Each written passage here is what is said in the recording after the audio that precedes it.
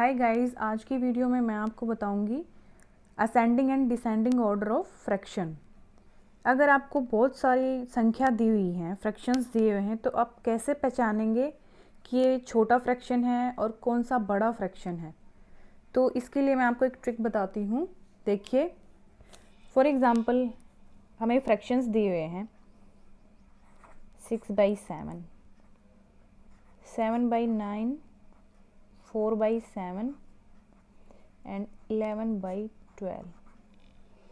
ये हमें फ्रैक्शंस दिए हुए हैं और आपसे पूछा जाए कि सबसे बड़ा फ्रैक्शन और सबसे छोटा फ्रैक्शन निकाल के बताओ, ठीक है।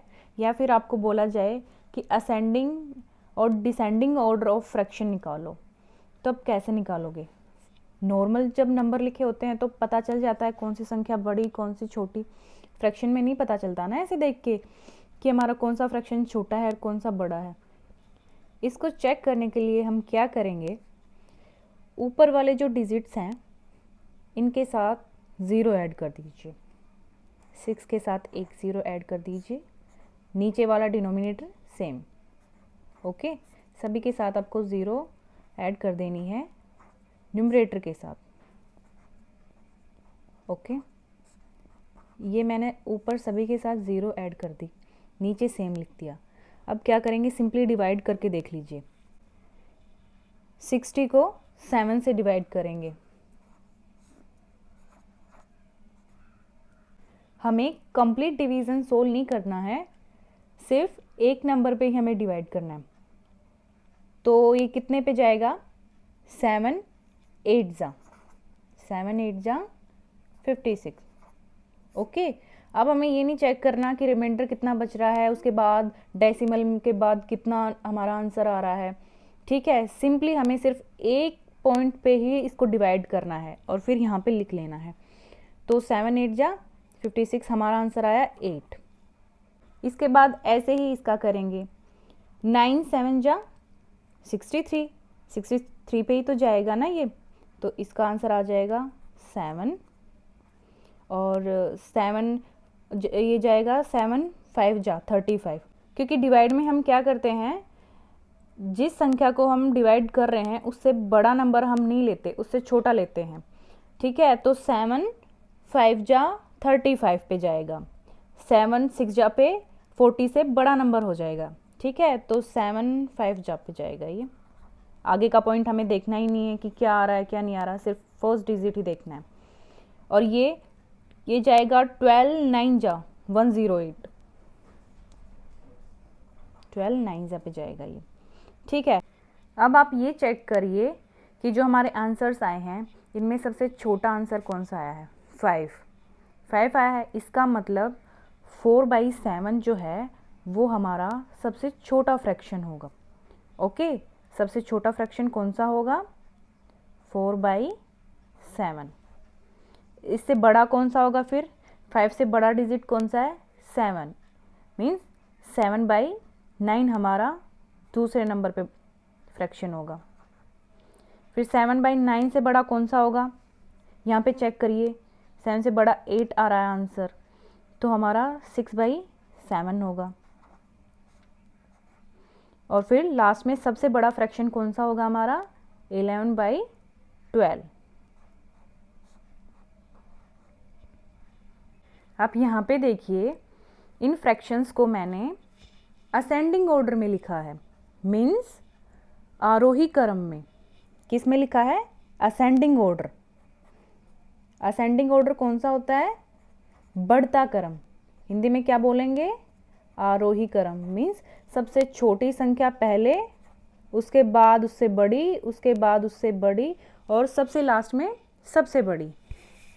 उस ऑर्डर को हम असेंडिंग ऑर्डर बोलेंगे, मीन्स आरोही क्रम।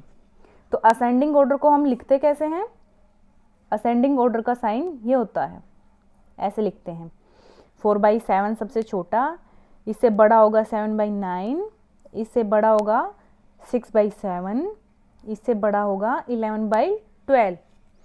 जिस तरफ ये जो साइन है इसका मुंह खुला होगा वो वाली संख्या बड़ी होगी, और जिस साइड इस साइन का मुंह बंद होगा वो वाली संख्या छोटी होगी। अब बात करते हैं डिसेंडिंग ऑर्डर की। डिसेंडिंग ऑर्डर कौन सा होता है? घटता हुआ क्रम, मीन्स हिंदी में क्या बोलेंगे? अवरोही क्रम। Okay, descending order. इसमें क्या होता है?